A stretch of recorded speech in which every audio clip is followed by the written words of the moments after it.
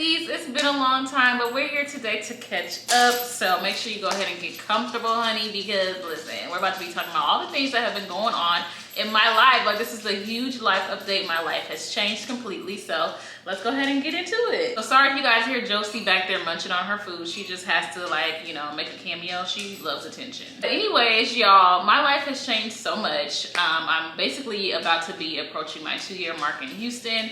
So as of July 31st, 2023, so this year, it'll make 2 full years for me in Houston, and I'm still in love with it. I'm still building community. I'm still doing all the amazing things that I want to do. However, I'm no longer a corporate girly. I'm no longer a tech girly. I am now a full-time content creator and a content coach. And honestly, you guys, I cannot be happier. Literally, I could not be happier. So basically, I'm not gonna sit here and talk about this too much because I just feel like that company doesn't really deserve any like extra free promo because they really need it. But I no longer work for Meta. I used to work for Meta, you guys. I don't work for them anymore. We basically had a mutual agreement for me to no longer work there. And honestly, girls, like, to be honest with you, when I left Amazon in 2021, I had told myself, you know, like, I'm going to leave corporate in a year. And I said, you know, Meta gave me this amazing offer, but what I really wanted to do was content coaching and content marketing. So when Meta came knocking at my door with this amazing offer, and it would have made me be like really, really financially stable in Houston with that amount of money I was making, I kind of started to like bury my dreams because I just feel like I was somewhat operating out of like fear, not wanting to be too uncomfortable, because I've been working since I was 15 and a half years old. So, you know, why not keep working at this job? And to be honest with you, it was kind of easy. To be honest with you, my scope of work at Meta was way less difficult, or way less challenging, I should say, than my scope of work at Amazon. I did all kind of amazing things on Amazon that challenged me and made me uncomfortable, but it made me into an amazing recruiter, amazing corporate professional overall. I did some amazing things, and I feel like I've talked about that a lot in my How I Make 6 Figures as a Tech Recruiter video. So if you haven't seen that already, you'll hear a little bit more about my background. I'm not gonna go to the very beginning, but saying all that to say, at Meta, I wasn't doing much of that at all. And to be honest with you, I was okay with it because I was getting acclimated in Houston, and, you know, my content career journey was kind of picking up more. I was starting to build a larger following. I was starting to make more money, and it was just like, I can kind of cruise, if you will, if I'm being honest, you know, because I can do this stuff the stuff that I'm doing at Meta, I can do it in my sleep compared to what I had to do before. So why not keep getting these checks and, you know, and just enjoying my life and having fun. Things were starting to really go downhill at Meta. I'm not gonna lie to you, as far as recruiting goes. There's a lot of red flags that I had seen in before in recruiting that let me know it probably wouldn't be a long-term type of situation for me. And I told myself, like, once I left Meta, I was definitely going to pursue content creation full time. But the only thing that I needed was to have a chunk of money to feel comfortable. So fast forward to this year, I definitely wasn't happy. It was starting to take a toll on me because I just refused to do anything for a long time where I'm not happy, especially after losing my dad. I told myself I wouldn't be unhappy at all. I want everything that I do to like have purpose behind it, for me to feel like I'm being fulfilled, for me to be, you know, touching the lives of other people. And none of that was happening at Meta. I probably wasn't doing any work at Meta for about 6 months or more. And so it just got to a point where things were starting to go downhill. And like I said, it was a mutual agreement for me to separate employment with Meta. And so it's been about a month or more now. And yeah, everything really picked up for me. I feel like God just wanted me to trust in him and let me know, like, hey, you said that you needed this amount of money to start chasing your dreams. You got it. So it's now or never. Either you're gonna sit here and let this opportunity go to waste, or you're gonna give it all you got and make some things shake. And you know what I did? I started making things shake. And then as I started making things shake, things started falling into my lap, literally. So since I've been working for myself, Josie, thanks for hopping on the couch. Since I've been working for myself, I've gotten some of the biggest brand deals I've ever had before. Some of them are long-term. I'm making a lot more money from affiliate marketing.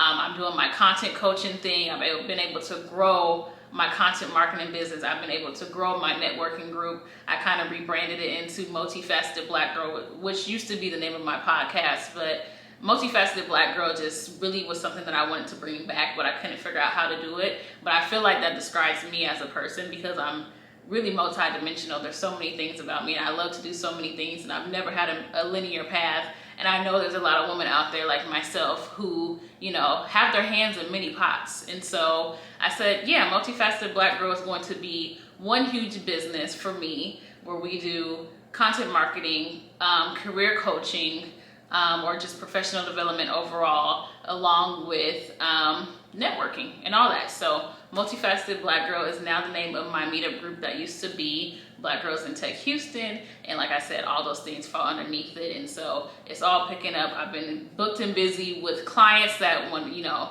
need content coaching. I've been booked and busy with clients that need career coaching, and also just really just growing the community. My meetup group is now at 1,100 members. So everything is good. Look at that, y'all. I'm super excited. Obviously the direction of my content is going to change, so I hope that's not disappointing to some of you. However, you know, if you guys leave me questions or comments letting me know, like if you have something that you want me to talk about in regards to, you know, career development or recruiting, all those things, that experience is still here. Can't nobody take that away from me. So I can still share that with you all. It's just not going to be the focus of my content as far as my life as a tech recruiter or my life as a tech professional or whatever you want to call it. So that's how my life has been going, y'all.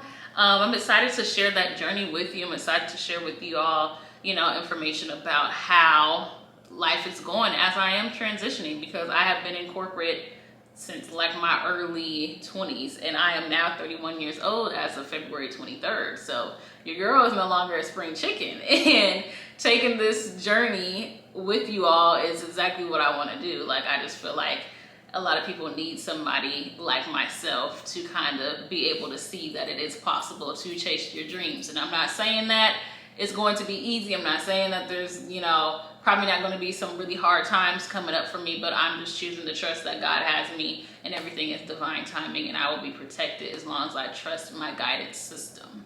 So yeah, as far as my life, everything is really good. You know, like I've developed some really good friendships. I have a best friend who is my twin. Literally, we're the same person, but we came from different sides of the world. Like, she's from New York, I'm from Seattle, but we are literally the same person. We are twins, and it's so great to have a friendship like hers, because a lot of the time in the past I had best friendships, I should say, where I was being made to feel like what I was expecting or what I needed was too much.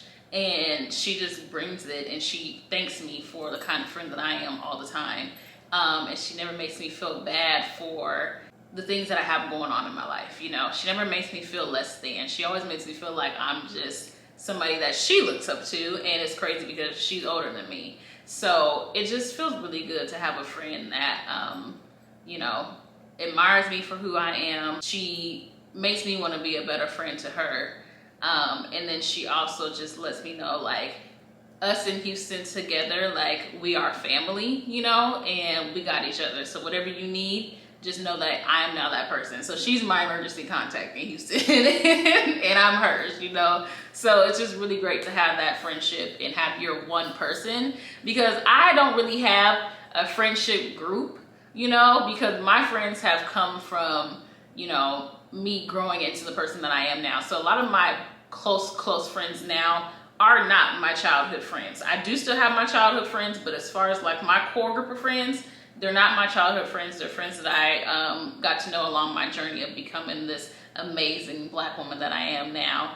And so again, they all come from different parts of the world. We weren't really all friends. Some of us are friends in common, but we also aren't at the same time. So I don't really have a friend group. So it's really good to have a person that I feel like belongs to me. And I'm not saying that in a possessive way. Hopefully you guys know what I mean by that. But like, that is my best friend. I'm her best friend. That's my person. And everybody needs a person. So I haven't really had a person in a long time since a really, I won't call it a nasty friendship breakup, because to me, I was kind of relieved she feels like it was a nasty friendship breakup, which is okay, and I see why she feels that way. But I really haven't had that since like 2020. Yeah, since 2020. So now I have my person, and that's amazing. You know, you just need that person that you just talk to all day long. You need that person that, you know, when you going somewhere, it's like automatic, girl, you coming with me. You need that person where it's just like, it's an intimate friendship, and I'm just so grateful for our friendship. And then along with that, I'm still making friends as well. You know, I have a lot of friends that I can just always hit up, and it's just like, okay, I need to do something, we about to kick it, or I need somebody to talk to, or you need to talk to me, you need to lean on me. I have like a solid 5 friends that I can always count on to be able to hook up and connect with in Houston. And then obviously with Multifaceted Black Girl Meetup, I'm still meeting people as well. I meet a lot of people from social media that are like, I've been following you for a long time, girl, I want to be your friend. And I'm like, I'm always down to be friends with the girls, period. So I'm making sure that even though I do have my solid friends down in Houston, I'm still opening myself up to more friendships as well, because why not? The more the merrier, honey, especially if they're good people. So yeah, friendship is great. As far as dating goes, I dated a little bit, but not really seriously. Like I kept saying like, okay, I'm about to get into the dating scene. You know, I was trying the dating apps or whatever, but honestly, the dating apps just don't work for me, and that's completely okay. Like I forget to reply to people on there, and it's just not gonna work. I need to meet people out and about. So some of the things that I've been doing to meet people out and about is going out by myself. It's really hard to meet men when you're with your friends, and I don't really know the science behind that. I kind of feel like it's just because it's hard to have an intimate conversation with somebody when you're with your friend, or you know, men typically don't approach a group of women or, you know, a pair of women just because it kind of gets weird or whatever. So when I go out by myself, like, you know, go out to have a drink or go have lunch, or even if I'm just shopping or whatever the case may be, working out, going to the grocery store, I've been meeting men lately that way, and I prefer to meet men that way. So now that I feel like I'm kind of like really settled, I'm transitioning into a new phase. I'm comfortable, I have more time, I get to own my day, my schedule. I don't have to worry about being exhausted from work and my social bar being completely depleted, because now I'm in control completely now that I work for myself. So now I have time to like be in the mood to get up and go on a date, you know? And then I'm also like kind of dressed up more because I be creating content. So yeah, I am now dating, and it's pretty exciting. Like I feel like I'm meeting the kind of men that I want to meet lately. I feel like in the past, like I just wasn't meeting the right men, but I think it's because of where I was meeting them. You know, I would be meeting them like when I'm out like kicking it, you know, like brunch Sunday fun day.